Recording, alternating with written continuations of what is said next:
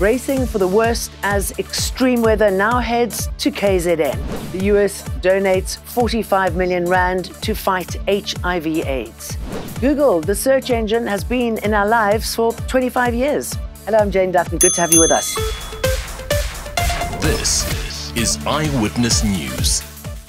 Activating disaster management teams as bad weather heads to KwaZulu-Natal. The province is preparing for 5-meter-high waves and strong winds. The South African Weather Service has issued a level 4 warning that predicts significant damage between Port Edward and Richards Bay.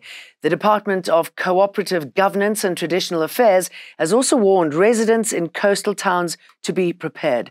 The warning applies to areas along the north and south coast. And for many in the Western Cape, this is their new normal. Thousands have been left homeless and destitute as the rebuilding begins. The provincial government says it'll ask the president to deploy engineers from the Defence Force for support. I'm quite certain that considering the scale and magnitude of the destruction in the Western Cape, once that paperwork lands in the president's desk, the president will look at it quite favorably. People and rescued animals are returning to what little they have as blue skies re-emerge and waters recede. The Cape of Good Hope SPCA launched a massive rescue operation after the deadly storms. We have been working throughout the weekend to respond to the crisis, and our teams are proactively working in several areas. We've been on the ground braving challenging conditions to rescue and provide immediate relief to animals that have been caught up in this natural disaster. The situation continues to evolve, and we're awaiting precise numbers regarding the affected animals. The search for 3 people who went missing in severe floods in the Overberg region continues as the rebuilding begins there too. Humanitarian aid organisation Gift of the Givers say it'll probably take them a week to get relief supplies to communities cut off by the floods. Here's a monster in court facing his crimes, a man who terrorised the community of Ekurhuleni for 9 years. Nkusinati Phakathi was convicted of 90 counts of rape and 43 counts of kidnapping. His youngest victim was 9 years old. Well, the case against serial rapist Nkusinati Phakathi has been rolled over until Friday for the defence to cross-examine a state witness. Phakathi is a serial rapist that terrorized the community of Ekurhuleni between the years of 2012 to 2021. When he was arrested, he was convicted on 90 counts of rape. Majority of his victims, from what we hear from the NPA, were school-going children, the youngest of his victim being 9 years old and the oldest being 44. He was arrested in 2021 and he tried to evade police during his arrest when police allegedly opened fire on him, and that's where he lost his leg.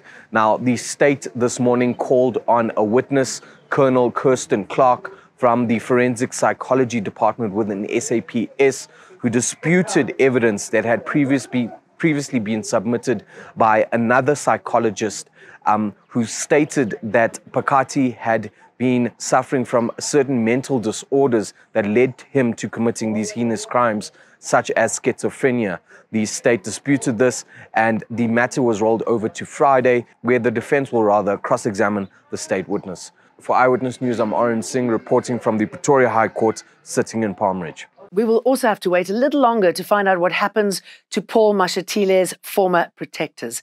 The state has been granted a 6-week postponement in the assault case involving them. The video-recorded attack on motorists went viral. The state's prosecutor in the case involving the former protectors of Deputy President Paul Mashatile has asked for a 6-week postponement in the case.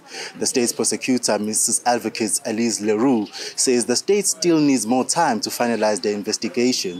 She says an identity parade still needs to be conducted and that there are statements that are still outstanding. The matter has been postponed to the 9th of November for further investigations. Thabiso Goba, Eyewitness News, Randburg.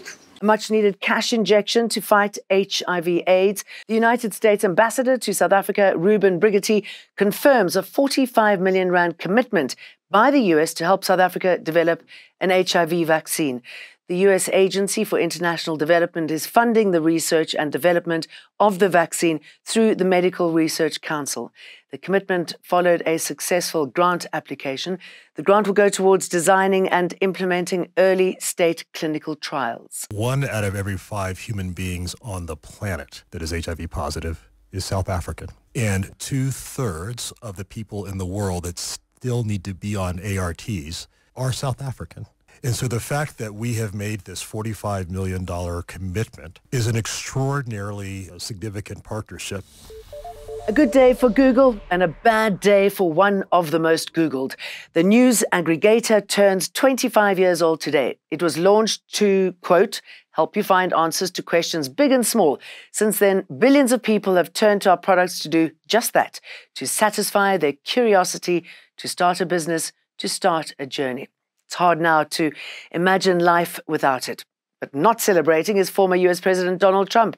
The New York State Court has found that Trump committed fraud by repeatedly misrepresenting his wealth by hundreds of millions of dollars.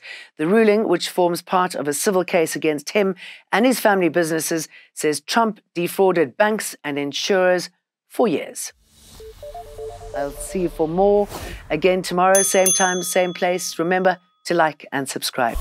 Eyewitness News, in touch, in tune, and independent. For the latest, log on to ewn.co.za or ewn.mobi.